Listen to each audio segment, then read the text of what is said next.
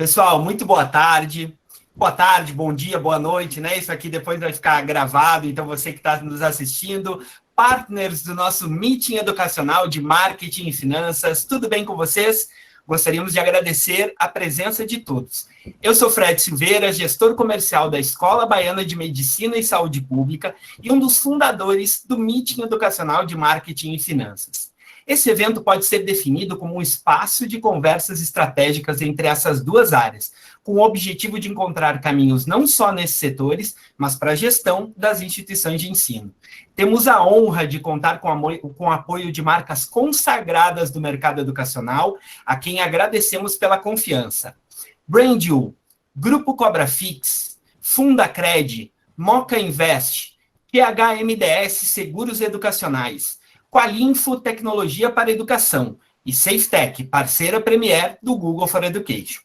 Nossa terceira temporada já vai começar. Serão 5 episódios mensais, com muita informação, um novo formato, a mesma interatividade e, principalmente, a missão de trazer a você conversas educacionais do mais alto nível. Para abrir os trabalhos neste inóspito e complexo 2021, Rodrigo Buier, sócio-diretor de planejamento de mercado da Brandil, traz uma palestra extremamente atual e relevante com o tema A Sustentabilidade das Instituições de Ensino.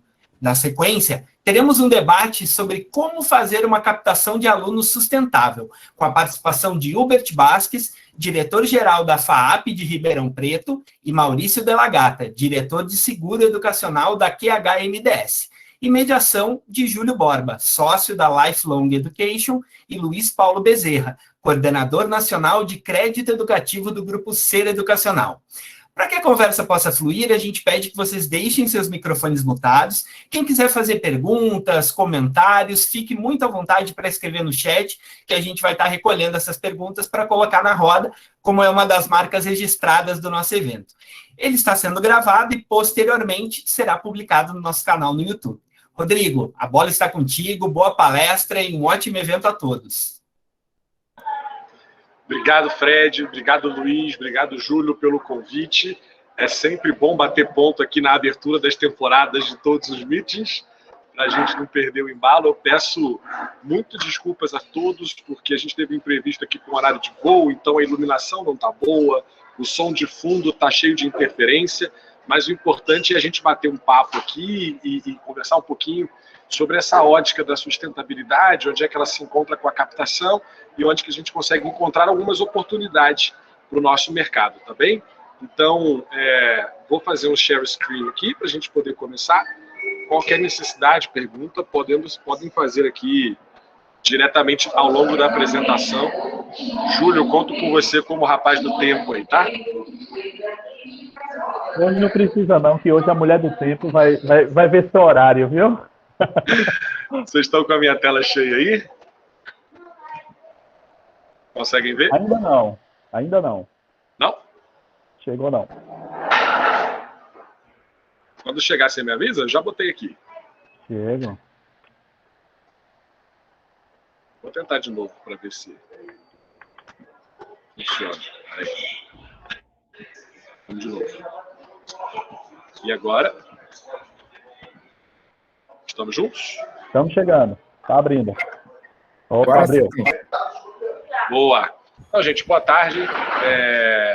Que a gente vai conversar aqui sobre a nossa bolinha de cristal que a gente não tem a respeito de como será 21, 22 a partir daquilo que a gente viveu em 2020. Foi um ano muito desafiador, né? Então, primeira coisa que a gente espera e já tem vivenciado é que o 2021 é um ano de transição, né? A gente já começa a ver nos primeiros resultados dessa captação do vestibular de início de ano, seja presencial ou seja EAD. A gente já não teve o resultado desastroso do meio do ano passado, a gente já trabalhou com algumas instituições que conseguiram crescer tanto no presencial quanto no EAD frente ao início do ano passado, então a gente já tem aí perspectivas de que a gente começa a viver um ambiente de rumo à normalidade. A gente começa a perceber que as pessoas, a sociedade, as empresas em geral já olham para o fim do túnel e encontram uma luz lá, mais conhecida como vacina, né, que dá a esperança, independentemente de todas as polêmicas no Brasil, de que a gente vai chegar a algum padrão de normalidade. Então a gente já começa a trazer de volta alguns hábitos, alguns costumes, alguns planos e alguns investimentos do que a gente faria. O que a gente tem visto em alguns países lá fora que já experimentaram uma vacinação maior da população, já estão conseguindo tirar as máscaras em alguns lugares, etc., é o que se chama de consumo de vingança, né? É a população gastando muito mais do que gastava outrora depois desse período de confinamento. E é aí que a gente começa a perceber que talvez a gente tenha uma oportunidade nesse biênio 21-22 que possa ser interessante para nós de educação, que é um investimento, se tratando de ensino superior, principalmente para quem tem como perfil de alunos pessoas casadas. A gente sabe que a gente está com uma situação de adiamento, né? E que pode ser vencida a partir de então. Então, nunca foi tão verdade que a necessidade é a mãe de toda invenção. A gente, enquanto instituição de ensino, se reinventou de uma hora para outra. O que foi bom em 2020 de adaptação nessa virada rápida já não vai mais ser aceito em 21-22, já muda toda a ótica. Mas o que eu estou querendo chamar a atenção aqui de pesquisas da McKinsey realizadas esse ano no mundo todo? Primeiro que no mercado de trabalho as empresas investiram 25 vezes mais em áreas como segurança de dados, uso de tecnologia, redundância e tudo aquilo que cerca o consumo, a prestação de serviços na internet, online. Não importa se em home office ou não. Isso dificilmente é um investimento que volta para trás. Isso dificilmente é algo que vai mudar na sociedade. As pessoas tiveram a oportunidade de vivenciar esse ambiente virtual e, ao mesmo tempo, aprenderam a conviver com isso e entenderam o que é bom e traz de vantagem e aquilo que limita e que elas não vão querer mais assim que elas tiverem uma oportunidade. A mesma coisa vai acontecer com a gente nas nossas salas de aula. Então, aquele papo de que o ensino híbrido vai dominar, ele vai ser acelerado, obviamente, pela questão da Covid. Mas o que eu chamo a atenção é por isso aqui, ó, o padrão de consumo vai ser ligeiramente alterado com o predomínio da infidelidade do consumidor às marcas. A internet também trouxe acesso à informação, também trouxe acesso à reclamação, também trouxe acesso a experiências que antigamente eram mais difíceis de ser vistas ou vividas. E a partir daí as pessoas começam a considerar mais a fidelidade delas com as marcas. Isso é um problema para a gente? Não necessariamente. Para quem investir bem nessa parte de ter um produto adequado aos novos tempos, uma experiência boa num preço justo, você não vai ter problema com a infidelidade. Quem estiver pensando em expandir seus negócios, não vai ter problema com a infidelidade. A infidelidade, na verdade, vai facilitar ela conquistar novos mercados. Então, muita instituição regional, local de relevância, marcas fortes, demoraram a expandir o EAD e aproveitaram esse momento de crise para virar um pouco os seus canhões para lá. Para elas, essa infidelidade é uma grande oportunidade. Agora, para quem já está consolidado no seu mercado, para quem não coloca o aluno em primeiro lugar ainda por uma questão cultural da organização da instituição de ensino, aí a gente vai ter um problema, porque essas empresas tendem a sofrer o lado ruim da infidelidade. Então, por exemplo, a gente experimentou aí ao longo de 2020, se a gente segmentasse a educação infantil, fundamental, médio, superior e pós, a gente teve uma evasão para fora do sistema, ou seja, pessoas que pararam de estudar, ainda que temporariamente, muito forte no infantil. O infantil praticamente acabou no privado, no ensino médio e no ensino superior, mas também tivemos evasão para fora de instituição, mas continuam estudando, do fundamental, do médio e do superior, sobretudo daquelas instituições que conseguiram se adaptar melhor a esse período de transição. Ainda tivemos também um crescimento muito acentuado dos cursos livres, principalmente profissionalizantes, nanodegrees, cursos rápidos e etc., aquelas plataformas online de curso. Tiveram crescimentos vertiginosos nesse período, porque forneceram ferramentas baratas e rápidas para as pessoas aplicarem no seu dia a dia ou no mercado de trabalho. E o curso técnico também aproveitou muito, né? No início do ano passado, em abril, mais precisamente, então a gente estava aí com menos de um mês de crise da Covid, a gente ainda achava que a Covid ia acabar em maio, junho, alguma coisa assim. Eu conversei com muitas pessoas, fiz algumas lives dizendo, olha, a bola da vez é após. Nesse período da graduação vai ter um revés, pós-graduação vai fazer sentido, cursos livres vão fazer sentido. E muitas instituições embarcaram nessa ótica tiveram crescimentos expressivos dessas duas áreas aqui que ela explorava um pouco e conseguiram crescer o número de alunos no período muito em função dessas matrículas aqui. Então, o que a gente precisa entender é que as pessoas estão preocupadas com a economia, as pessoas estão preocupadas com a saúde, mas as pessoas não estão mais tomando decisões de consumo a partir de noticiário. Ou seja, as pessoas estão começando a querer retomar a sua normalidade. Então, como que você consegue trazer essas duas coisas, agregando qualidade, custo-benefício e não preço, e marcas responsáveis que fazem sentido na vida das pessoas? Essas instituições vão ganhar a preferência dos hábitos de consumo. E para transformar isso em algo tangível, para que isso fique fácil da gente entender, aqui na Braintree a gente simplifica o processo e diz o seguinte para as instituições de ensino: quando você consegue criar um equilíbrio neste triângulo, nesse tripé de oportunidades entre produto, experiência e preço, você consegue ter destaque no mercado, você consegue crescer perante seu concorrente, você consegue as suas finanças equilibradas. Então, o que parece complexo, e é complexo, a gestão universitária, eu vivi como diretor de instituição de ensino durante 15 anos, a gente simplifica nesse modelo.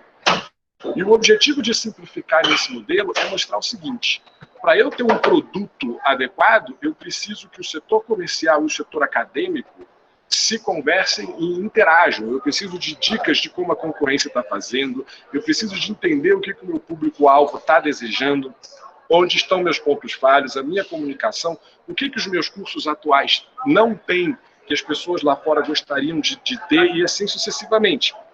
Quando eu falo de experiência, eu vou falar de vários outros setores e preço também.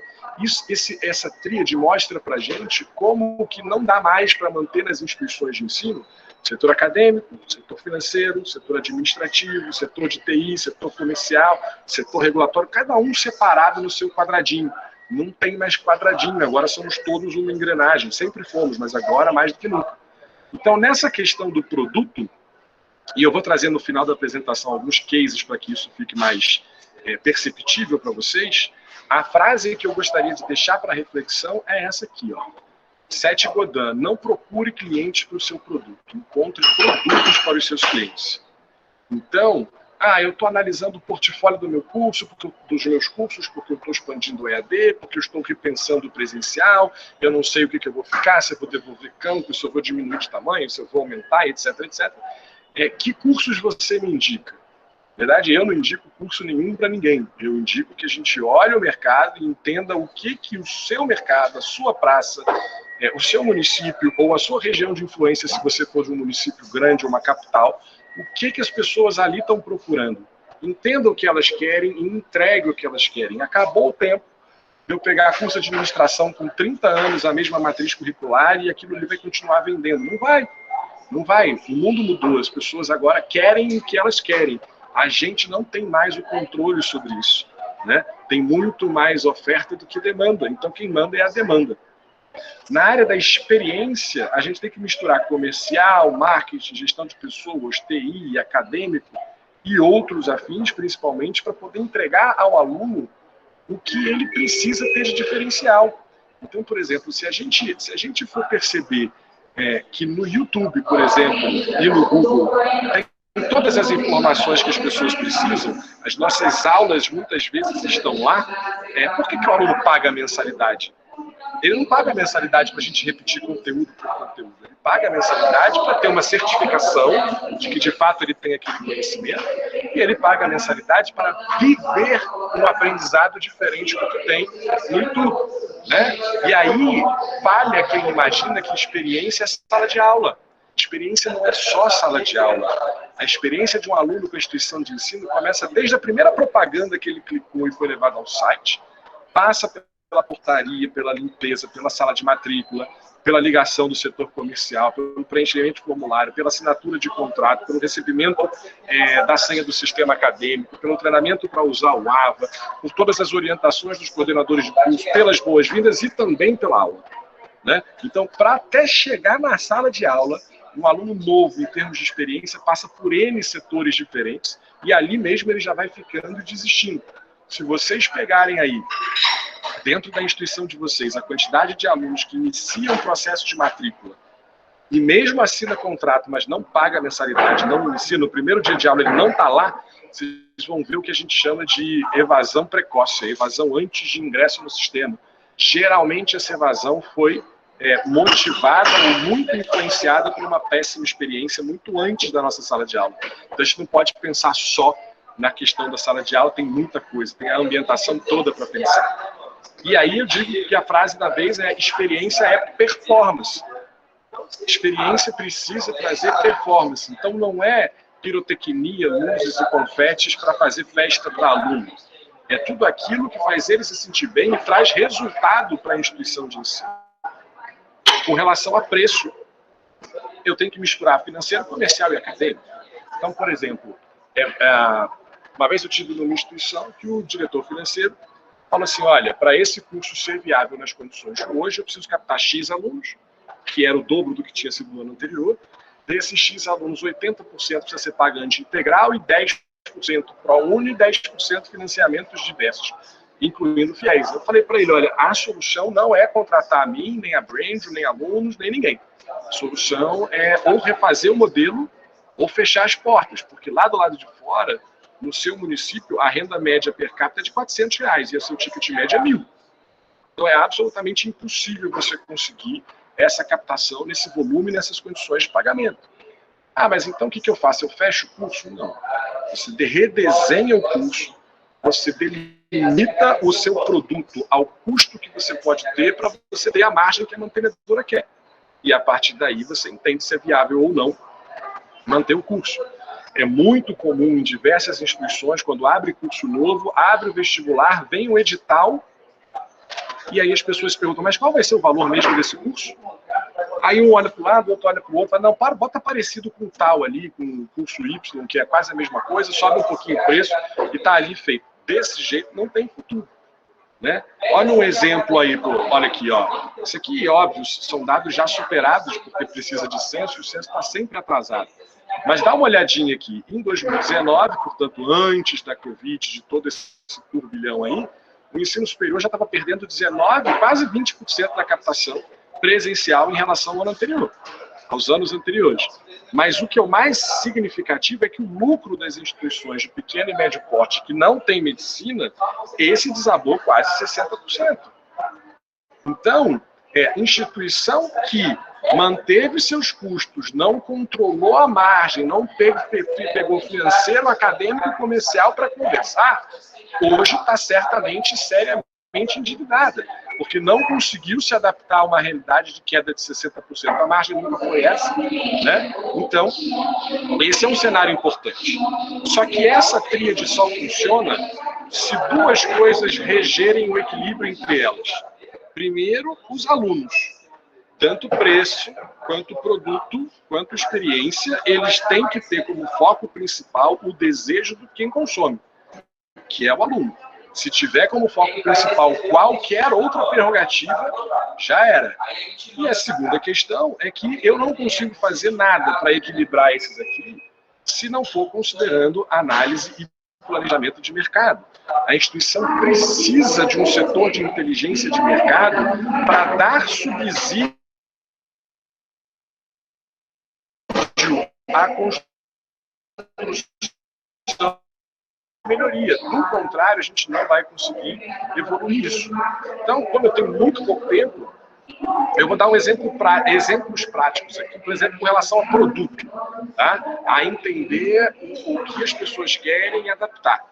Vou mostrar um case, a gente sempre mostra case escondendo o nome da instituição e antigo, porque a gente não está aqui para expor ninguém e muito menos a estratégia atual de ninguém, porque eu sou pago para fazer estratégia, não para vazar a estratégia. Mas eu coloquei aqui um case de ciências contábeis, que já em 2019 era um curso com muita tendência à digitalização, à virtualização, e com dificuldade para captação. Essa é uma instituição bastante renomada, bastante tradicional, com foco em qualidade excepcional, uma marca muito forte na região dela e nacionalmente falando, mas que tinha dificuldades de captar nesse curso de ciências contábeis, vinha perdendo aluno, e um belo dia decidiu diminuir o valor da mensalidade, porque ouviu alguém falando que se baixar preço está tudo resolvido. Qual não foi a surpresa, baixou o preço e a quantidade de alunos que veio foi rigorosamente a mesma que vinha antes. Ou seja, ela abriu mão de receita e não trouxe mais alunos. Baixar preço de mensalidade não é a solução para todos os casos. É a solução para casos em que a sua mensalidade está muito esticada. Em outras situações, você tem que buscar alternativas, que é o que a gente vai mostrar aqui bem rapidinho. Então, eu fiz um mapeamento aqui da cidade. Se alguém reconhecer quem é a instituição, finge que não reconheceu. Eu falei, olha, isso aqui é uma capital, essa instituição que está aqui não vai captar um aluno que está aqui, ela vai captar um aluno nessa região aqui, nesse raio de influência, onde o transporte público consegue entregá-lo ali entre 30 e 40 minutos nos horários de pico. Lógico que ela vai conseguir captar alunos por aqui, mas a prioridade dela e os esforços dela vão ser em ganhar esta área. Repara aqui, grande grupo, grande grupo, grande grupo, grande grupo, 4 unidades, tem uma aqui grudada e logo na sequência do raio ele já tem uma unidade fora, ou seja, essa instituição aqui também entendeu que quem está aqui não vem para cá, ou quem está aqui não vai para cá, se estabeleceu em lei. E assim as coisas foram, a gente foi mapeando estratégias de produto de preço, tornamos o curso mais jovem, mais atualizado, com uma cara mais de empreendedorismo, de startup, de fusões e aquisições. Rompemos com o estereótipo de que o contador é aquele senhorzinho que fica contando, mexendo em papel e contando imposto de todo mundo.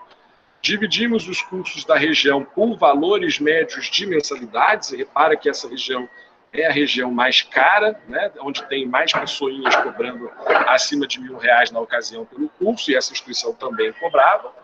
E aí começamos a fazer as análises. Por exemplo, as instituições que cobravam até R$400 perderam praticamente todos os alunos para o EAD. Porque se o meu único atributo, se o meu único valor, se a minha única qualidade é o preço, entre fazer o pior curso presencial e o melhor à distância, eu prefiro fazer o melhor à distância. Acabou. Instituição que se posiciona por preço, se não for de grupo, se não tiver condições de fazer economia de escala, ela vai morrer, ou já morreu, né? Quem estava com preços baixos, mas não tão baixos, também perdeu muito aluno para a distância. E aí a gente foi até que a própria instituição aqui, que cobrava acima de R$1.000, esse segmento cresceu 3%. Então veja como optar por reduzir mensalidade, nesse caso aqui, não tinha nenhum embasamento em inteligência para que se pudesse fazer. Porque aquele grupo ali que cobra mais caro vinha crescendo no curso de Ciências Contábeis naquela região e naquela praça. Então o que ela tinha que fazer era se mostrar, explorar melhor o que tinha de bom e consertar o que ela perdia para a concorrência para disputar esses alunos nessa região. Assim a gente fez, por instituição, uma análise dos atrativos comerciais, da visibilidade de campanha, de preço e parcela, e aí veja, não é só preço, é parcela, da capacidade de comunicação e relacionamento das instituições, e colocamos o grau, a nossa e os concorrentes, e a gente sabe exatamente onde cada concorrente nos vence.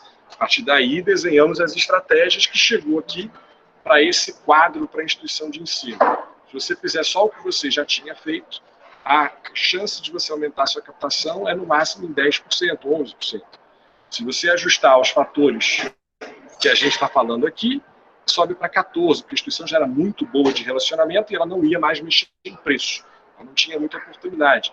Se ela, além disso, trouxer um parcelamento, um financiamento, ou seja, criar uma composição para que a parcela da mensalidade caiba no bolso e não a mensalidade em si, ela já saltava para 33% de aumento. E se ela fizesse todas as coisas que a gente estava sugerindo junto, além da reformulação de brand e da imagem do curso, ela tinha chance de aumentar a captação dela em até 50%.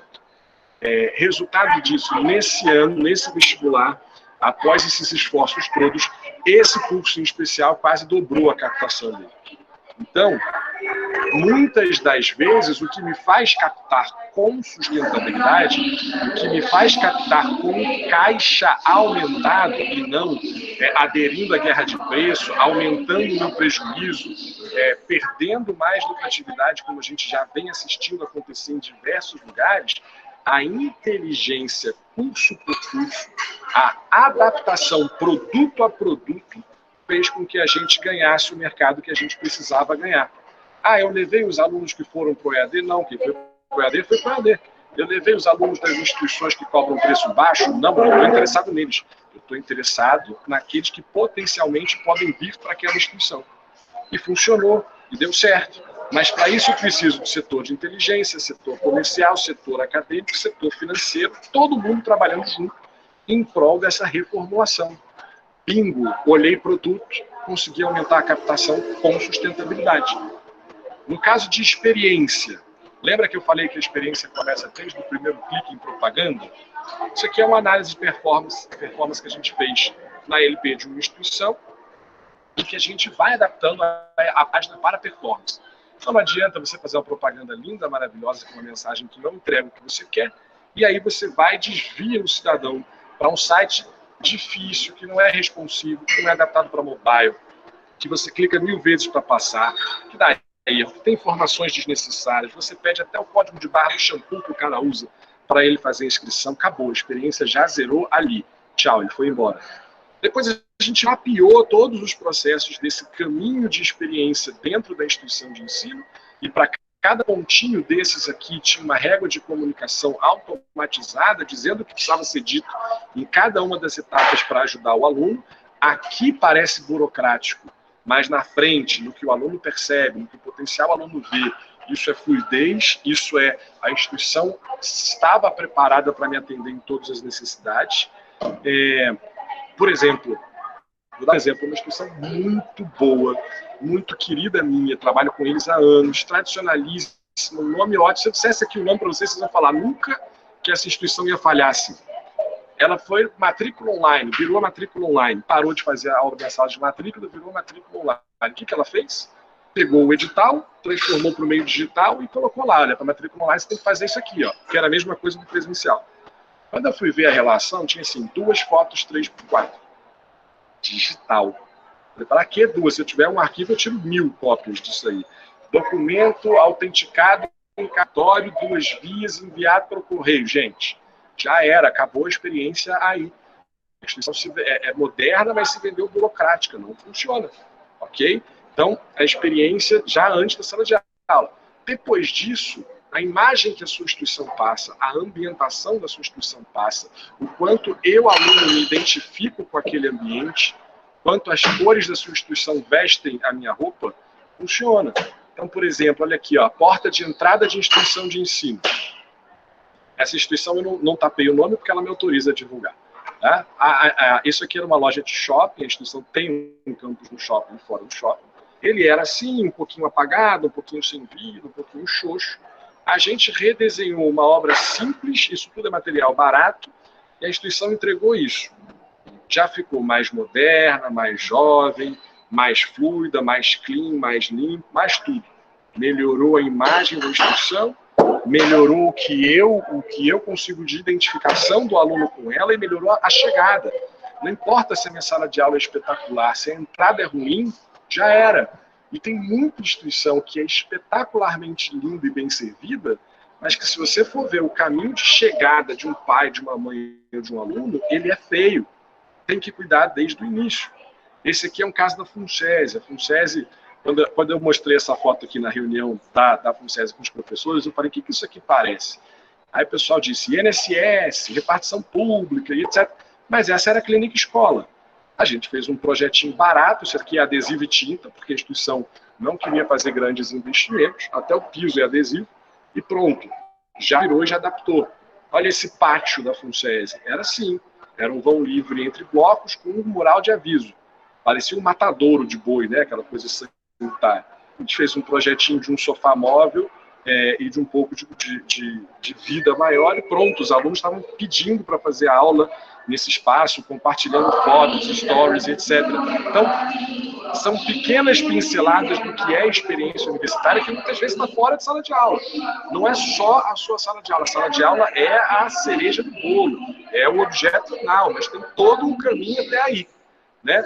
E quando a gente fala de preço, especificamente aqui, antes de eu terminar, porque eu estou preocupado com o horário, quando a gente fala de preço, o que a gente tem que entender? Não somos mais nós quem determinamos o preço que o nosso produto vale. É o mercado, a concorrência e as pessoas. Então, eu não estou dizendo a você que você precisa repetir o que o seu concorrente faz. O que eu estou dizendo a você é o seguinte, olha em volta. Qual que é o patamar? Ah, é X. Quanto que eu visivelmente sou melhor do que os outros? Pô, eu sou melhor que os outros até aqui. Pede uma pesquisa de elasticidade de preço ou realize você uma pesquisa de elasticidade de preço. Então você já sabe que você tem que se estabelecer ali, com parcela, com bolsa, com desconto, com o que você quiser fazer. Mas você precisa se estabelecer ali. O que você não pode deixar de ter em mente é qual é a margem que eu preciso em cada curso, independente do preço. E a partir daí, reformular o seu produto para o que o aluno quer, no custo que você pode ter e no preço que você consegue vender. Então, repara, estamos num fórum de marketing e finanças, por isso a palestra não foi sobre técnica de captação, não falei de mídia digital, não falei de Google, não falei de performance, nada disso. A palestra é: captar hoje requer muito mais do que abrir o ralo da propaganda e jorrar dinheiro ali dentro. Captar hoje é um exercício de reflexão sobre o que a gente vende nos nossos cursos, sobre o que o aluno passa dentro da nossa instituição e sobre como a gente consegue ter um custo-benefício que faça tudo isso valer a pena. Ah, mas Rodrigo, a minha região é uma região muito pobre. Eu não consigo cobrar mais do que X, senão eu não tenho nenhum aluno. Mas quando eu cobro X, o meu curso fica deficitário. Então, esse é o grande desafio que a gente tem pela frente. Como ter um curso bom, academicamente bom, que entregue empregabilidade, mas no preço que essa região é capaz de pagar. Não adianta você trazer Harvard e colocar Harvard numa cidade de renda per capita de R$500, que Harvard não vai trazer aluno, apesar de ser reconhecidamente uma das melhores instituições do mundo. O que a gente precisa é entender quem é o meu público, qual é o potencial dele e nos ajudarmos, o que ele pode pagar, o que eu posso oferecer, o que ele deseja, o que eu entrego e como é o trajeto, desde a primeira propaganda até o último dia dele se formar dentro da minha instituição, para que eu garanta que a experiência funcione. Então, basicamente era isso. Desculpa mais uma vez aí esses barulhos em volta, porque realmente, para quem chegou depois, o meu voo foi antecipado, então a palestra eu ia fazer do hotel, acabei tendo que fazer da sala de embarque. Mas, assim, espero ter contribuído com a questão. Não é só captar. Você quer captar um monte de aluno? Faz mensalidade grátis, eu garanto que você vai encher. Só que não é isso que as instituições querem. As instituições querem sustentabilidade. Eu quero captar, eu quero ter lucro, eu quero ter perenidade ao longo da história. Então, esse é o nosso desafio, é aí que eu proponho e sempre proponho que gestores acadêmicos, comerciais, financeiros, administrativos se unam, porque isso sim faz diferença em relação à concorrência que muitas vezes é pasteurizada, formatada, tudo do mesmo jeito, copia e cola em todos os lugares. Tá certo? Eu vou parar aqui por causa do barulho e do tempo. O Júlio já está me forçando aqui. Eu não, nem falei nada, porque hoje tem a mulher do tempo para falar com você aí. Rodrigo, muito bom, amigo. Eu acho que tudo que você falou foi não é plausível, de muita atenção de todos aqui. Estamos com umas 80 pessoas aqui, todo mundo está prestando bastante atenção. Não é dessa importância da jornada do aluno, né? Jornada do aluno que não começa quando ele entra, né? Começa lá antes da decisão dele, quando ele começa aquele processo de escolha, já é uma jornada pessoal que a gente tem que ter respeito e principalmente conexão com esse aluno, né? Nós tivemos uma pergunta aqui, se ainda dá tempo para você responder alguma pergunta ou não? Umazinha só? Vamos, eu tenho 12 minutos. O Juliano Dias, ele perguntou aqui, visando organizar o orçamento de comunicação da campanha, pergunto, há algum estudo ou informação sobre as médias de investimentos destinados pelas instituições para as aquisições de inscritos e matriculados nos processos? Ele fala aqui que a outra referência que teve estava em torno de 1.200 e 1.600 por aluno matriculado. Olha, essa é uma pergunta interessante. Na verdade, assim, eu detesto esse tipo de métrica, porque a gente não tem no Brasil um padrão de benchmarking que a gente possa confiar. Então, tem gente que coloca lá que o valor do aluno matriculado considera o salário da equipe de marketing, mais as ações de eventos, mais todo... E tem gente que não, só considera o quanto usou de publicidade. Então, você, às vezes, vê alguém que diz, não, o meu custo de aquisição por aluno no presencial está a R$600. Ele fala, pô, mas que eficiência. Mas quando você vai ver, ele é bem mais caro do que o outro que disse que está 1.000, mas considera o salário de todo mundo. Então, eu acho que você tem que olhar em relação ao seu histórico. O que eu posso te dizer e devo te dizer? Marketing tem um grande opositor em qualquer empresa, mas sobretudo em instituições de ensino, que é o seguinte, tem sempre um sobrinho, um amigo, uma pessoa conhecida que diz que entende pra caramba de marketing, porque fez um cursinho de 10 horas aí online e está em a certificação do Google. Né? Eu digo sempre isso para as instituições de ensino. O seu setor de compras é controlado? O seu compliance é bom? Quem é que assina o cheque aqui? Não, só eu que sou o mantenedor que assino o cheque para controlar desperdício. Beleza, então você está preocupado com o setor errado, porque o seu ralo está lá no cara de mídia do departamento de marketing, que bota teu dinheiro na segmentação que você não sabe qual é, numa região que você não sabe qual é, para uma persona que você nunca definiu, com uma comunicação que você não entende, num preço de leilão que você não controla, e todo aquele seu orçamento de marketing, às vezes, é extremamente subutilizado ou subaproveitado. O seu dinheiro fica sendo jogado fora porque você investiu no amiguinho, ou no primo, ou no parente que entende de marketing. Esse aí é o cidadão mais importante em termos de custo da instituição de ensino, porque ele é o único que é autorizado a gastar muitos R$1.000 sem fiscalização necessária. E as instituições insistem em não prestar atenção nisso. Por que eu estou falando isso? Porque o mundo foi para digital e a propaganda não é à toa. Né? Quando a gente olha orçamento de campanha digital do Google, ele informa para a gente que ano contra ano passado teve 40% mais investimento no setor de educação em marketing digital.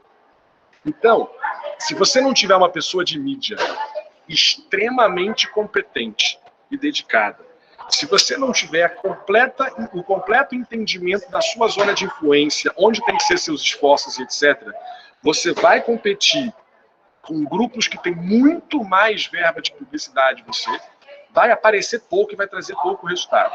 É porque eu não pude, em função do tempo, trazer aqui alguns gráficos de campanhas que a gente tem que mostra que as nossas instituições, mesmo muito menores que grandes players, conseguem aparecer mais do que grandes players. Mas isso por quê? Porque eu tenho o produto adequado, a comunicação correta e um baita cara de mídia, sabendo operar e sabendo onde que o pasteurizadão lá, que faz campanha nacional com 1 bilhão, não consegue encontrar o aluno certo e a gente consegue. Então, esse é o macete. Então, eu não vou responder quanto em dinheiro, porque isso depende de qual é o método que você usa para calcular na sua instituição. O que eu estou dizendo é, se na sua instituição é 1.000, ótimo, vamos tentar continuar trazendo por 1.000, mas use as estratégias melhores e faça os investimentos certos. Não é na mídia que você tem que diminuir seus custos. Instituição que hoje, no cenário que a gente está, economiza naquilo que é gerador de receita, é a instituição que está pegando a arma com a bala certinha, colocando na testa, dedo no gatilho e morrendo de crise de espirro. A qualquer momento ela vai se suicidar. Não é nem roleta russa, né? Não é nem roleta russa, é brasileira mesmo. Então, assim, a gente tem alguns setores em que não vale a pena você ficar pensando em preço. Você tem que ter o profissional mais qualificado possível. Eu sou do interior do Piriporó e eu não tenho acesso a esses profissionais, ou eu não conheço, ou eu não confio. Não tem problema. Qual que é a atividade fim de uma instituição de ensino? Ensino. O que não é sua atividade fim, não é pecado terceirizar para alguém que vive disso, que respira desenvolvimento disso, que se capacita o dia inteiro para isso, que estuda boas práticas para isso. Terceiriza. Tem várias opções no mercado. O que você não pode é pegar o sobrinho, entupir ele de verba e depois dizer, cara, mas você não trouxe aluno. E o sobrinho dizer para você, pois é, a crise está difícil, é a Covid, né, a pandemia, está difícil, está todo mundo com problema. E você acreditar e se conformar. Use o seu histórico, compare-se contigo mesmo, não é época de economizar. Eu não vou dizer o que você quer ouvir de vamos conseguir contratar um aluno mais barato. Não, se você conseguir trazer os alunos no mesmo preço, já está bom. O desafio que eu lanço é crescimento ano contra ano, sem o artifício de baixar preço. Então, eu saí segunda ou terça-feira de uma instituição aqui em Minas Gerais e o digníssimo lá do comercial estava comemorando que ele bateu a meta. Quando eu fui olhar a receita está quase 70% abaixo da receita do ano passado. Eu falei, cara, assim, não adiantou nada, você tinha que ter captado 50% mais para você manter a minha receita. Então, era melhor você não ter feito isso e ter conseguido... Bateu a meta em relação a quê, né? A cabeça, mas a gente não é gado, eu preciso bater em relação à caixa, né? Então, assim, eu sei que é difícil, gente, falar é muito fácil. Eu vivo essa rotina há muitos anos. Mas o que eu estou querendo mostrar para você é, vamos pensar fora da caixinha, vamos pensar em adequar todo o resto que está dentro de casa e que está sob o nosso controle e deixa essa grana que não tem como competir com grupos bilionários, deixa essa grana para uma atuação estratégica. Agora, não adianta, com grana ou sem grana, se o curso for ruim, se a experiência for ruim, se o teu atendimento for péssimo, acabou. Muito bom, amigo. E você falou que tem gestores especiais, né? Hoje nós temos um convidado que é um gestor assim, que é um cara que eu estimo absurdamente, né? Tem dois, na verdade, para Maurício também não ficar enciumado, mas Maurício entra já. Queria chamar o Hubert Basques, que é diretor-geral da FAP de Ribeirão Preto. Eu acho que muito do que você falou, Rodrigo, sobre experiência, sobre jornada, sobre planejamento, né? Eu creio que o Hubert também vai poder colaborar muito com isso. Boa tarde, Hubert. Boa tarde, Júlio. Boa tarde a todos. O Rodrigo já trouxe a receita, né? De fato, é uma construção, não existe uma fórmula mágica, né? Tem que se avaliar cada cenário, avaliar cada mercado, cada instituição em si, o portfólio que ela oferece. Enfim, uma coisa só que é bom acrescentar, mas o Rodrigo falou, mas é só para dar um tom um pouco maior, é na construção de relacionamento com os nossos alunos, né? A captação, não tenho que acrescentar no que o Boyer, né? Agora acertei. O que o Boyer falou, mas a construção desse relacionamento com os alunos é fundamental para que a gente possa mantê-los conosco num momento desse em que a volatilidade dessas matrículas está muito elevada, né? A transferência, o aluno é tentado a se transferir para outras instituições, quer seja por motivos econômicos ou atraído pelas campanhas das outras instituições de ensino, mas essa construção de relacionamento mostra que você consegue trazer uma proximidade maior dos alunos com a tua escola, fazer com que ele esteja mais engajado com os valores da instituição, né? Então, é muito importante também a gente ter um pensamento muito forte aí na manutenção dos alunos que temos. A questão que Boyer falou sobre inteligência de mercado é prática e realmente não tem como ficar fora. Toda instituição de ensino, das mais tradicionais, aquelas mais jovens, elas têm que pensar hoje nessa evolução que aconteceu de como enxergar melhor o mercado, né? A FAP é uma instituição com 74 anos, então ela é bem longeva, é bem antiga, mas nós temos, sim, uma área de inteligência de mercado que, inclusive, hoje eu tive uma reunião com o nosso diretor de marketing, ele me trouxe uma série de dados muito legais, muito bacana, e dados que a gente não conseguia enxergar, mesmo estando muito atentos aqui no mercado, tanto de Ribeirão Preto, quanto ao mercado da capital, onde nós temos a operação mais robusta da FAAP, né? Então, hoje é uma área que é fundamental colocar no budget para que ela se torne realmente um grande repositor de informações para a tomada de decisão dos gestores educacionais e financeiros. Júlio? Muito bom. Lupa, tem um questionamento do comandante, né? Roberto Cavalcante, CFO da Roma Educacional. Você pode trazer para a gente aqui? Grande Roberto. Colocou no chat aqui meu amigo Roberto, rei de Caruaru. Roberto, manda aqui, rapaz, é sócio. É sócio. Grande Roberto, sócio nosso. Nos dias de hoje, dá uma impressão que os CFOs perderam o protagonismo nas instituições. O desafio é de manter a saúde financeira sadia e altamente desafiadora. É altamente desafiadora. Então, o Roberto é um cara que eu admiro pra caramba, já desde o início do Financis, né, Roberto? A gente está junto na caminhada aí. Eu também tive essa passagem como CFO de um grande centro universitário aqui. Estou vendo colegas aqui participando, Agdamar, Valério Stranghetti, nós trabalhamos juntos aí, e o financeiro, ele tem que ampliar os seus horizontes, ele tem que abrir mais a cabeça. Eu lembro que antigamente o grande, não digo opositor, né, mas aquele cara que tinha que ser levantado aí, tinha que ser convencido com relação aos investimentos em marketing, era principalmente o financeiro para abrir a mão do dinheiro, né?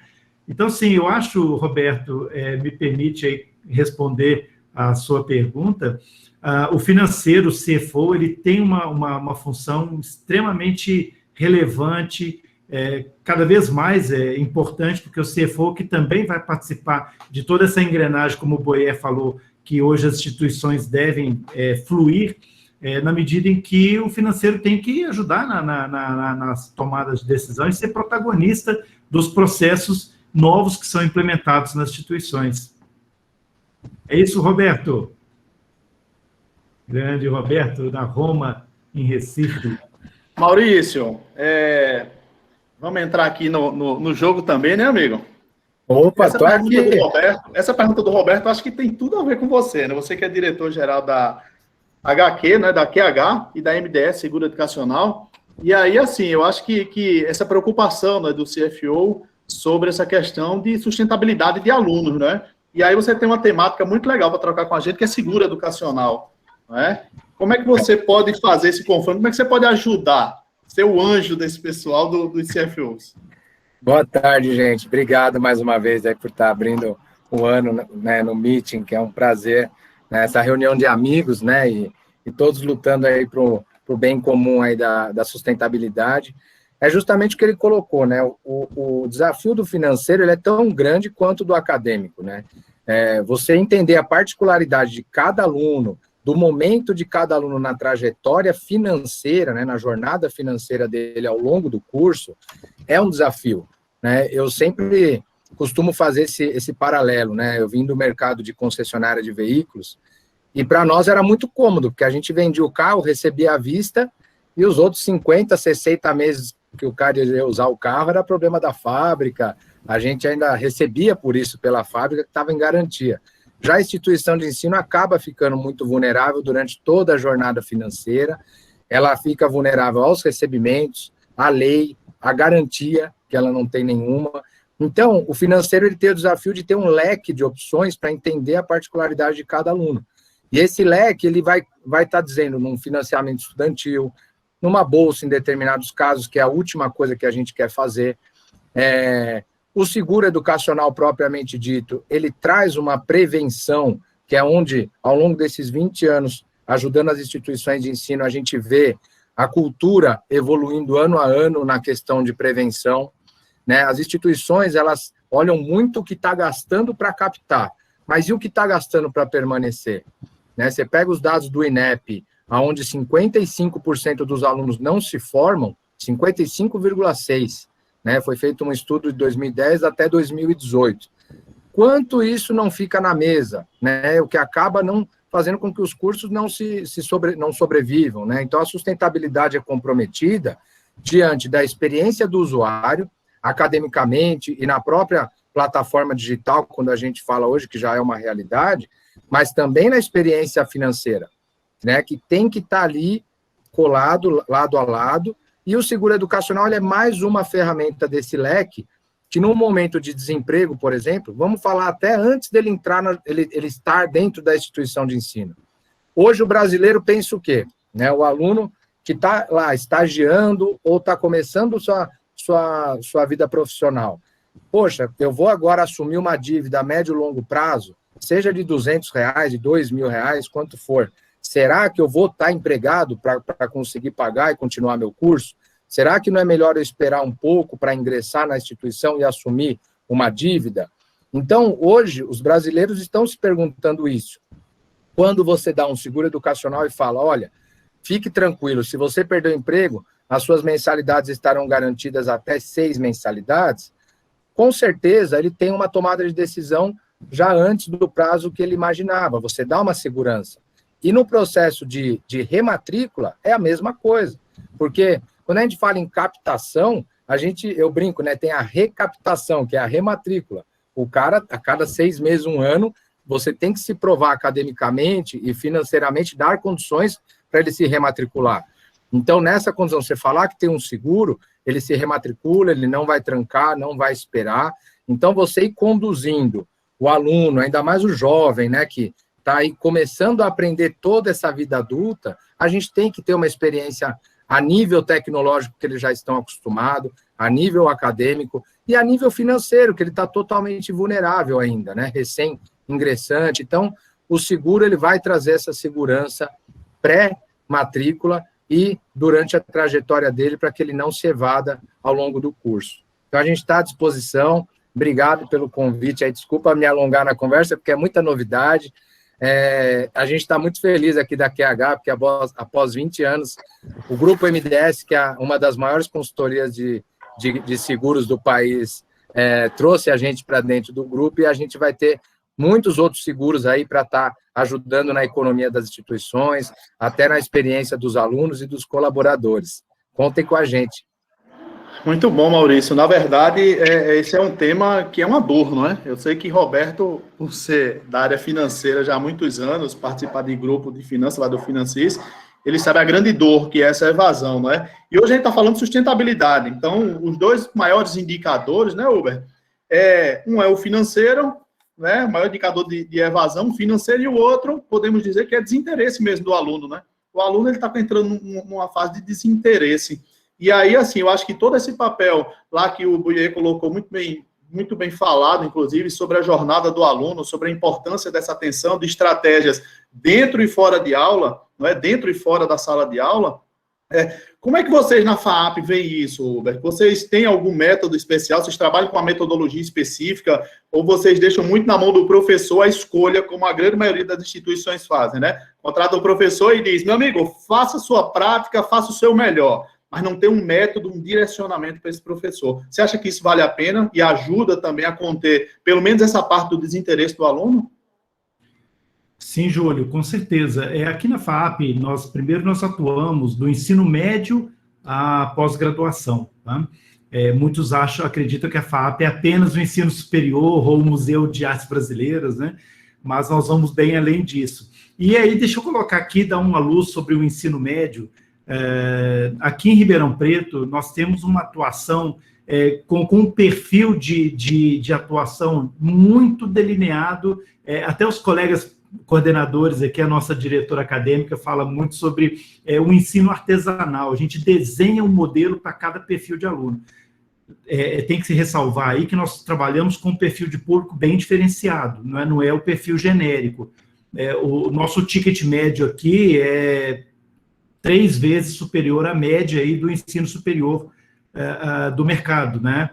Hoje a gente tem um ticket médio que é acima de 3K, então é um outro perfil de público, é um outro perfil de aluno, e que nos possibilita fazer esse trabalho tailor-made. A gente faz essa junção entre o modelo acadêmico, a atuação de cada docente, para que o aluno persevere. Para você ter ideia, nós tivemos, do ano passado, 20 para 21, mesmo com pandemia e com todos os desafios de captação, nós tivemos, se colocar como perda de alunos transferidos, transferências externas, tivemos 12 transferências apenas. Então, é muito pouco para o nosso caso, para o nosso perfil de cliente, tá?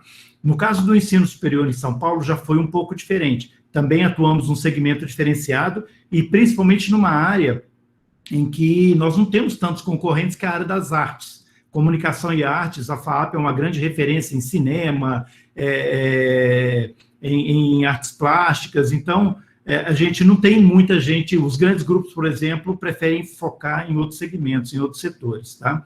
Lá na FAAP, em São Paulo, a gente tem também essa busca pelo relacionamento, por construir uma jornada do aluno que ele se sinta muito conectado com a instituição, né? Então, isso tem feito com que a nossa evasão tenha tido um resultado bem menor, e inclusive também a nossa inadimplência ela é bem menor do que a média do mercado. Obviamente, aí, né, ressalvadas as discrepâncias. Eu também venho de uma outra organização, né, estive aí pelo meu belo Nordeste por vários anos, né, em Recife, na Bahia, em Salvador, Deixou saudade, viu? Deixou saudade. Ainda bem que a gente está próximo ainda nos grupos, né? Você continua sendo meu conselheiro. Eu costumo brincar muito, Júlio, que eu sou paulista de nascimento, que eu sou aqui de Rio Preto, mineiro de criação, pernambucano por honra e baiano por opção, né? Então, rodei um pouco desse país aí e os meus colegas, até tá aí o Franco participando aqui também dessa reunião nossa. Eu sempre falo muito bem do nosso Nordeste, tá? Adoro Recife, adoro Fortaleza, Salvador, mas, enfim, nesse grupo que eu atuei até o ano passado, a gente tinha outras pegadas, né? A gente tinha, já vi no chat aí que a Carol Chaves, minha colega também de Barbacena, cobrou atenção aqui. Grande Carol foi minha aluna e hoje é diretora do campus Conselheiro Lafayette da Unipac, que é a instituição que eu me formei, que trabalhei 17 anos. Um beijo, Carol.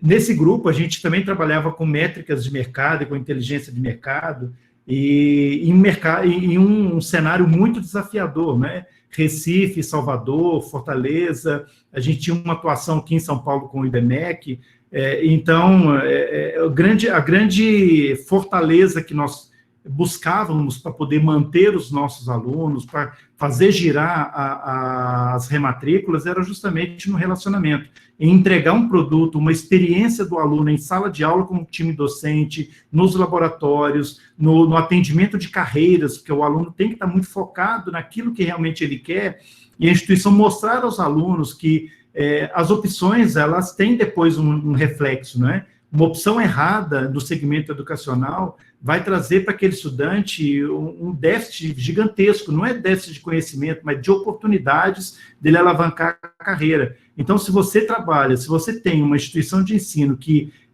busca entregar um padrão de qualidade superior, mostre aos seus alunos que essa qualidade tem valor e que justifica o valor da mensalidade que você paga, que ele te paga, né? Ele tem que ter esse entendimento, que a mensalidade que ele paga vale a pena. A gente tem essa percepção aqui na FAAP, a gente tinha essa percepção nas instituições anteriores aí do Nordeste em que eu trabalhei, né? E isso é muito bom, tá? Tem que ser feito o dever de casa para cuidar da experiência do aluno, Júlio. Pois é, amiga, a gente precisa ter mais laboratório mesmo. Eu acho que o mercado precisa se aproximar muito mais de todo esse avanço da sociedade, né? Mas aí o nosso tema hoje é captação sustentável, né? Eu vi quando o Buiê falou que o consumo está reativo, esse retorno, Francisco de Oliveira, lá da SES, ficou com o olhinho brilhando, abriu um sorriso, né? E tem Fred também, né? Que Fred também trabalha nessa frente de captação, né, Maurício? Deixa o Fred falar um pouquinho também, que tá doido para falar aqui. Bom, pessoal, primeiro só, a gente acabou não conseguindo se despedir novamente no final da fala do Rodrigo, mas, né, ele foi chamado lá para o embarque dele, e a gente, mais uma vez, né, para quem chegou depois, ele teve lá um imprevisto com o seu voo, acabou vazando aí um pouquinho, né, o áudio, mas eu acho que deu para acompanhar, deu para entender, e depois a gente vai enviar, né, a vocês o material aí, os slides que ele apresentou, para que vocês tenham essa referência, além de poderem acompanhar, né, depois no nosso canal no YouTube. Bom, eu queria fazer uma colocação, né, uma pergunta aí para o Maurício, na verdade, um pedido aí, né, de que ele possa trazer um pouquinho. Esse foi bem particular, né, a escolha do Maurício aqui como nosso debatedor, porque no primeiro momento, né, assim, seguro educacional, tem uma vertente um pouco mais finanças, né, a gente como meeting educacional de marketing e finanças vai fazendo esse bate-bola, marketing, finanças, gestão e tal. Mas a gente se deu conta, conversando, inclusive, até aqui para uma solução aqui para a Baiana, que a gente está conversando, a gente se deu conta o quanto que existem cases de captação, existem não só peças específicas de instituições, mas resultados, assim, de instituições que, claro, não só alavancados em seguro, mas onde o seguro teve uma atuação. Eu me lembro de um case, eu não vou falar aqui porque eu não sei se a instituição autoriza, eu lembro de um case que o Maurício me contou, mas, Maurício, daquilo que dá para você colocar aí, né, de cases, de situações, como é que a instituição utilizou dentro dessa lógica de marketing e finanças o seguro especificamente para evasão, a gente sabe, mas assim, especificamente nesse momento de captação, que é o nosso tema do debate de hoje. Fala um pouquinho para a gente, Maurício. A experiência é justamente focado no processo seletivo, né, nas campanhas, colocar que o aluno tem a segurança de estar segurado caso ocorra algum imprevisto. Então, sendo bem curto e direto mesmo, né, a gente tem alguns exemplos de instituições que colocaram, as últimas, inclusive, foram em Minas, a própria Newton Paiva, colocou bem destacado, venha estudar na Newton Paiva, que você está seguro caso aconteça algum imprevisto. A própria Univale fica bem bacana também em Santa Catarina. A gente tem hoje instituições no país todo, onde abordando exatamente o que o responsável financeiro precisa como segurança para a tomada de decisão imediata no período que o país está passando, né? Quando não tem pandemia, obviamente, se Deus quiser, ano que vem, a gente já vai estar muito mais ameno em relação a isso. Não menos importante, a gente está num país que é muito vulnerável, né? A gente passa por diversas crises, independente de crise, muita coisa acontece na jornada acadêmica. Então, a captação, a recaptação, como eu falei, a sustentabilidade, ela tem que estar com o radar ligado 24 horas, né? Para o aluno derrapou ali, aconteceu algum imprevisto, perdeu o emprego, infelizmente o pai, de repente, veio a óbito, ou ficou inválido, ou teve um acidente, ou ficou afastado das atividades por uma doença. Tudo isso o seguro abrange, né? E cada vez mais a gente está conversando com as seguradoras, deixando o negócio cada vez mais abrangente. E o custo, na verdade, a gente sempre fala para as instituições, né? Ele é zero. Porque hoje a instituição que não tem o seguro, né, a prevenção, ela gasta justamente com a evasão, que é 5 vezes maior do que o custo que passaria para a seguradora. Então, o que a gente recomenda? Coloca já na grade, né, financeira, o custo é R$800, como o seguro é muito barato, custa menos de 1% da mensalidade, você coloca lá 808 e já fica no custo do curso, terceiriza o custo para o aluno, terceiriza o risco para os alunos se mutualizarem, e a instituição é mera intermediária. E é legal isso, Fred, porque ela não se contrapõe, né, não cria aquele momento de constrangimento, né, quando o pai perde o emprego, tem que ir lá negociar com a instituição. Não, tem o seguro aqui para isso, pode ficar tranquilo. E a gente tem os estudos, né, desse case que você falou que é muito bacana, além de ter aumentado a captação, a gente fez um estudo dos alunos que foram indenizados há 2, 3 anos atrás, para saber o que aconteceu depois, né?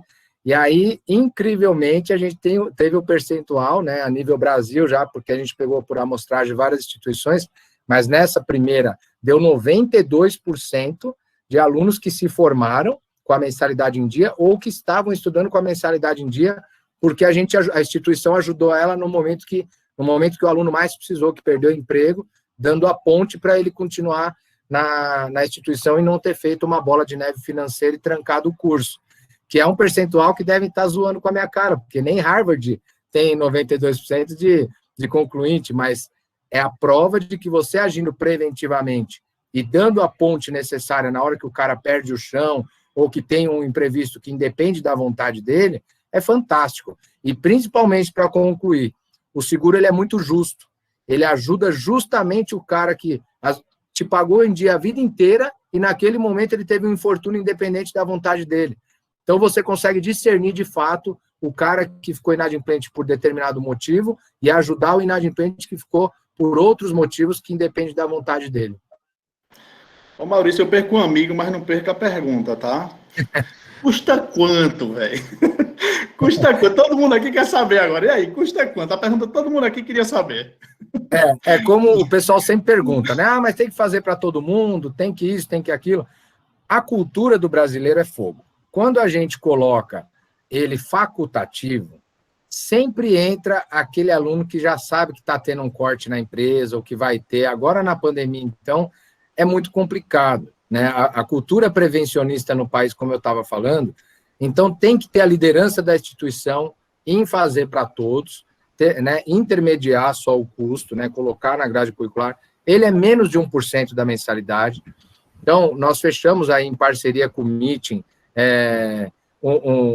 um seguro onde todas as seguradoras suspenderam a comercialização, nós mantivemos, porque a gente tem mais de 700 mil alunos segurados, e eu falei para a seguradora, agora que mais precisa, você não pode suspender, né, me deixar na mão. Então, a gente conseguiu uma taxa muito legal, que é praticamente a antes da pandemia, por causa dos pilares de risco que a gente tem distribuído e a diluição de risco pela grande massa. Então, a gente tem um plano hoje fechado para o Meeting de 3 mensalidades em caso de desemprego, de 0,76% da mensalidade, 4 mensalidades é 0,89%. Isso depois até o Fred pode enviar para todos, né, essa negociação que nós fizemos com a seguradora. Mais 4 mensalidades, a gente tem uma régua aí que atende esse percentual que o aluno não saia, quando ele recebe essas 4, e a instituição que recebe isso, tá, gente, não é o aluno, porque senão é meio complicado também, e é à vista, tá? Independente que o responsável financeiro se recoloque no mercado, não tem problema, a instituição já recebe as 4 à vista, que ele está começando no outro trabalho, está com outras dívidas, para a instituição e o aluno ficar com a cabeça tranquilo também na questão acadêmica, né? Então, é barato, é importante, e não é legal a instituição querer assumir esse risco que não é o core dela, né, justamente. Júlio, só para fazer um rápido comentário, então, pessoal, o Maurício colocou ali, né, a condição fechada para o Meeting. Na verdade, a gente tem esse pilar, né, assim, além de promover conversas educacionais de alto nível, a gente também se preocupa em trazer solução, né, assim, fazer com que as instituições que são parceiras nossas, são nossos participantes, possam ter acesso. Então, a gente já, desde o ano passado, né, tem essa conversa, diretamente com a QH, tá? Assim, não é nenhum negócio do Meeting, a gente só simplesmente oferta, né, para quem participa. Então, todos os inscritos aí vão receber essa comunicação e essa orientação, e aí, claro, se tiver alguma dúvida, o Maurício vai estar à disposição. Só para fazer esse breve comentário aí. Obrigado, gente. Muito bom, já anotei aqui, Maurício. Mas aí eu queria saber de Uber. Você tem alguma experiência, Uber, sobre captação sustentável? Alguma experiência com a questão de seguro, não? Se vale a pena? No início de 2020, quando nós tivemos aí o começo da pandemia, nós implantamos nas nossas instituições e a resposta foi excelente. Nós tivemos uma melhora da captação para 20.2, tivemos também uma melhora, principalmente na retenção, e um feedback muito positivo dos alunos, à medida que eles traziam para nós um agradecimento por estarmos pensando neles, né?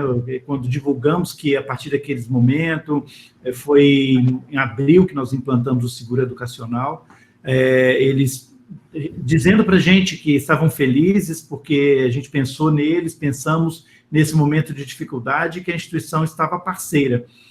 Então, não vejo como não fazer, tá? É uma excelente ferramenta hoje, tanto para captação quanto para retenção, né? E eu pude, de fato, na prática, vivenciar isso. Muito bom. E sobre essa questão da reação desse retorno, a FAAP já vem sentindo isso, Hubert? Vocês já começaram a melhorar a captação? Como é que está? Hoje já tem um número melhor? Então, a nossa captação agora de 21.1 ainda foi bem impactada pela pandemia, né? Os nossos cursos têm uma carga muito prática e isso fez com que o nosso aluno postergasse a ideia de iniciar, tá, os seus cursos. No ensino médio, nós tivemos uma captação boa, em se tratando aí do período de pandemia, ela ficou aquém do que era o habitual dos anos anteriores, mas nós somos com perspectivas muito boas para os próximos ciclos, tá? Então, já estamos colocando a campanha na rua, já estamos iniciando os trabalhos de captação. O ensino médio, como ele é anual, não é semestral, a gente já começou esse mês a campanha de 22, a gente tem que começar muito cedo, né, porque é uma maturação na conquista e no convencimento das famílias e dos novos alunos, mas na graduação também já estamos com a campanha no ar para 21.2, né? Então, a expectativa é que a gente melhore. Aqui no estado de São Paulo houve um avanço com relação à vacinação e a gente espera que, de fato, a gente possa ter aí um recrudescimento desse cenário e que a gente possa retomar, né? Eu creio que até o final do ano a gente tem aí, não tenho bola de cristal, não estou querendo fazer aqui nenhuma previsão, as previsões acabam sempre falhando, igual a previsão do tempo, né? Mas eu arrisco dizer que até o final do ano nós vamos ter um cenário diferente, e também nós, como instituição de ensino, todas elas, não estou falando pela FAAP, mas todas elas, nós aprendemos a lidar com esse desafio, né? E o Rodrigo disse aí que o problema é a necessidade é a mãe da invenção, né? Então, os nossos professores todos tiveram que aprender na marra, a ir para a aula online, a utilizar as ferramentas digitais, a criar um modelo pedagógico que proporciona aos alunos uma contextualização do ensino, do modelo pedagógico, para que pudéssemos manter a qualidade da entrega que nós nos dispomos a fazer com os alunos e com as famílias, né? Enfim, desafiador, mas tem luz. Muito, não é pouco, não. Acabei de sair de uma reunião com uns 200 e poucos pedagogos, né? Porque já que hoje é o dia do pedagogo, parabéns a todos os pedagogos que estão aqui. Mas o trabalho de sala de aula faz muita diferença, Albert. Seja a sala de aula remota, seja presencial, esse trabalho do planejamento da sala de aula, realmente, os pedagogos estão de parabéns, não mais pelo dia, mas por tudo que fazem para a gente. Fred, alguma pergunta, amigo? Tenho. Hubert, dentro daquela lógica que o Rodrigo trouxe, né, os pilares de produto, de preço, de experiência, o que você poderia contar para a gente, pensando justamente nessa lógica, não que a estrutura pensada aí tenha que seguir exatamente, né, aquele espaço, mas olhando para esse triângulo que ele trouxe, o que você teria para, digamos assim, implementar ele, né, na FAAP? Como é que esse triângulo, digamos assim, acontece aí, amigo? Então, a constante avaliação do seu portfólio, daquilo que você oferta. Nós estamos num momento de grande mudança de várias carreiras, tá? A sociedade incauta aquele que pensa assim, o mundo está mudando. Não, o mundo não está mudando, não, já mudou. Então, acorda para a vida.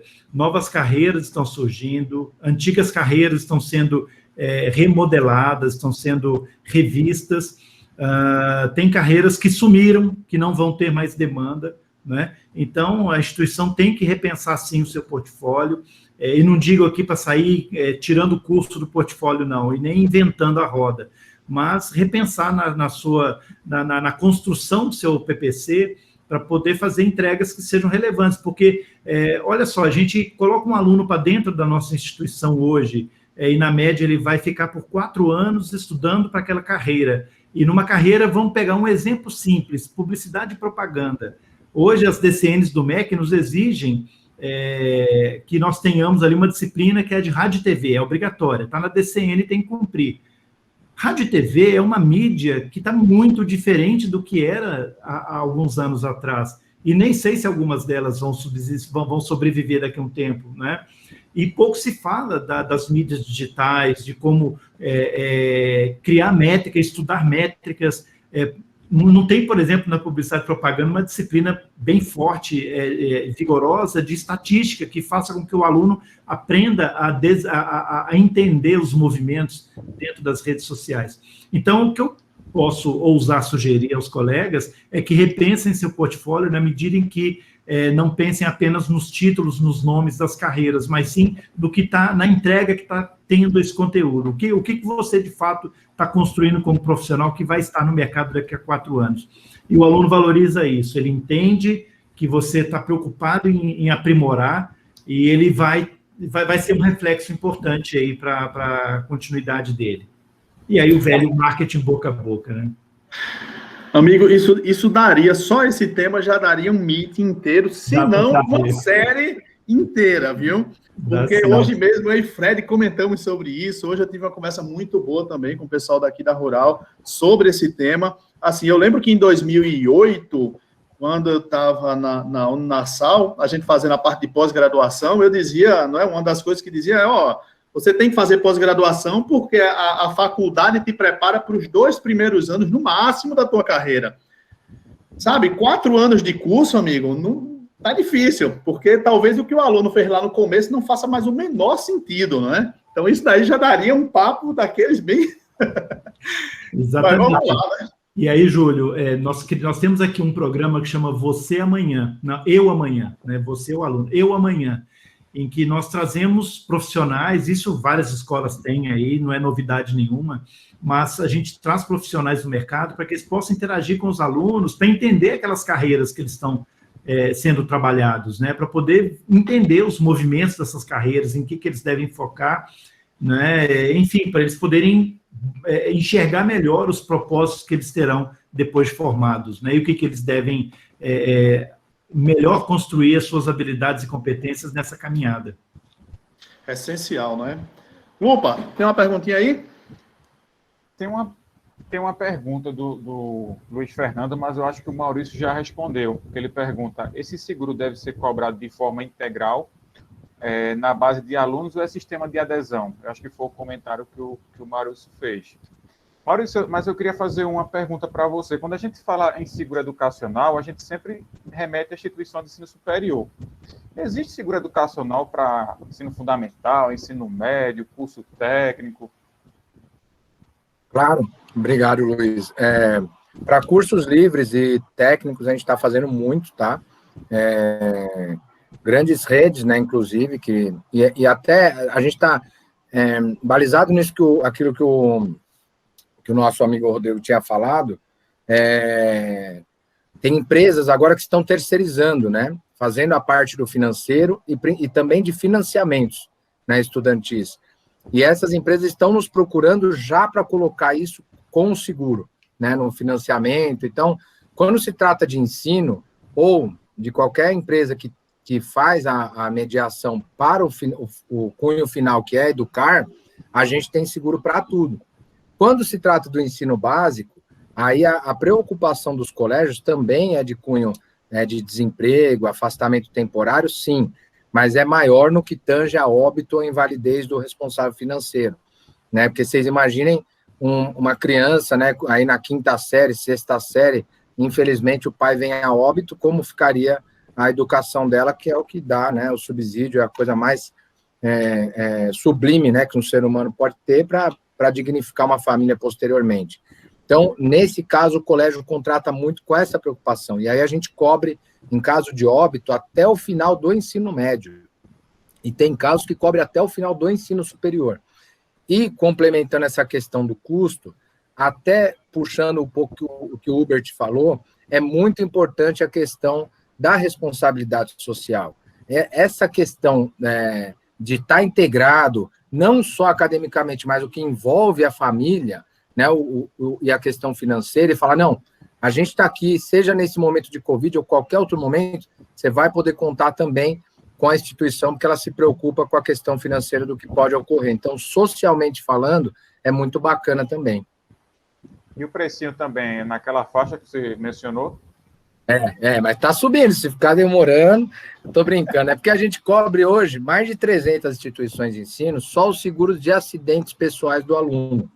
Então, isso me traz um equilíbrio na balança financeira da seguradora, porque ela falou, Maurício, explodiu todas as apólices que cobrem desemprego, e principalmente algumas regiões do país, o óbito aumentou muito, mesmo nas universidades.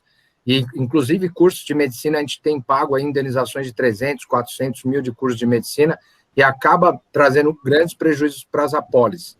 Só que eu falei para eles, ao mesmo tempo, o aluno do ensino básico, onde a gente tem mais de 300 escolas, não está indo e não está se acidentando. Então, a seguradora está lucrando desse lado.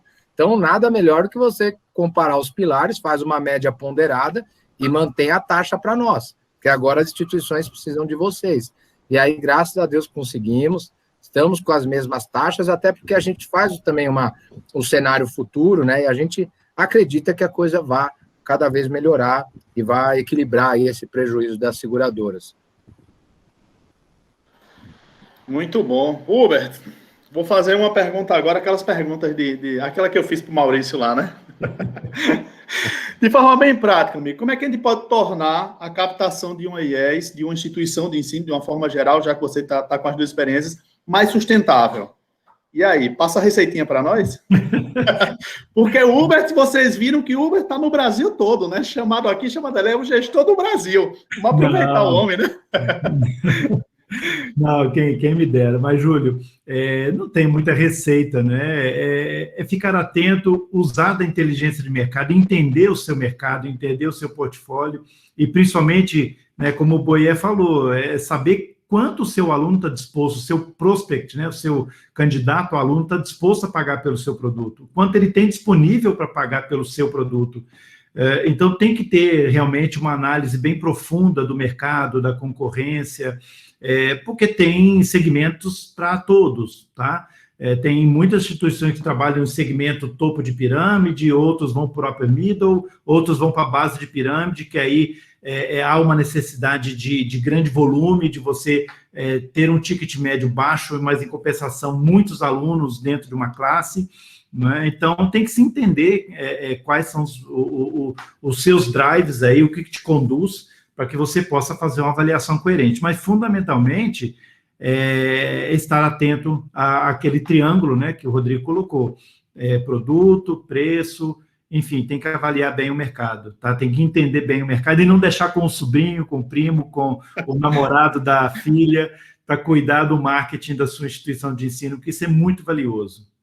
E esses dados, né, Hubert, a gente tem que saber usar. Na verdade, muitas vezes nós temos os dados e não usamos, não aplicamos, não somos pragmáticos, ficamos divagando em reuniões, comentando, e a gente não vai na prática e utiliza esses dados que muitas vezes nós temos, as pesquisas internas, não é, somados a esses dados de mercado, eu acho que essa união nós temos a lição, né? Basta fazer a lição de casa, né? E tem que ser rápido, Júlio, tem que ser veloz, não pode ficar postergando, né?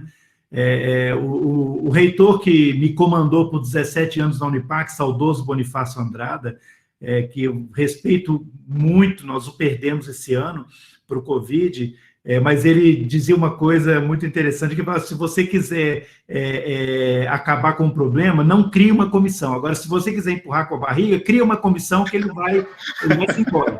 Né? Então, você tem que ser muito rápido, tem que bater na mesa se vai funcionar, vai ter que ser agora, e tem que ter informação. Tomada de decisão por achismo não funciona. Né? O Rodrigo também disse, eu vou colocar o preço do curso tal pareado com o curso outro, então não tem essa. Tem que ter inteligência sim, tem que ter métrica para que sejam construídos alicerces sólidos, né? Não pode ser no achismo.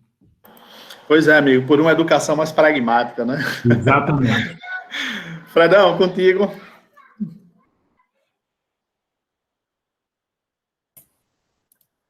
Bom, pessoal, é chegada a hora de agradecer a todos pela presença, em especial ao nosso palestrante, aos nossos debatedores, Hubert, Maurício, muito obrigado pela presença de vocês, eu acho que o debate foi muito, muito rico, né? E a gente ainda depois vai ter a oportunidade de assistir novamente, de tirar outras conclusões, foi realmente muito legal começar a temporada em alta aqui com vocês. A gente teve aqui conversas educacionais de altíssima qualidade, cumprindo com o propósito do evento. E a temporada está só começando, vem muita coisa bacana ainda pela frente.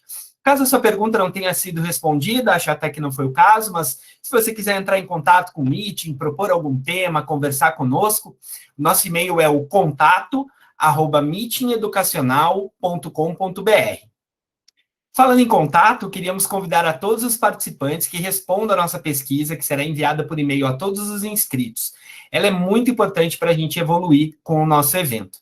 Agradecemos também, mais uma vez, aos nossos patrocinadores.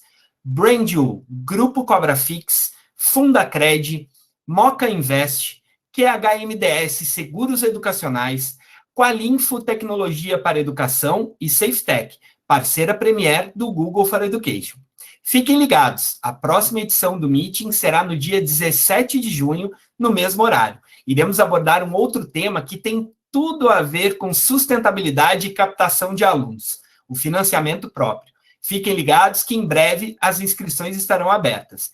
Sigam o Meeting Educacional de Marketing e Finanças nas redes sociais, no LinkedIn, no Instagram e no Facebook, e fique por dentro das novidades que virão. Lembrando que essa conversa será disponibilizada no nosso canal no YouTube. Aproveite e se inscreva lá para ter acesso ao nosso conteúdo.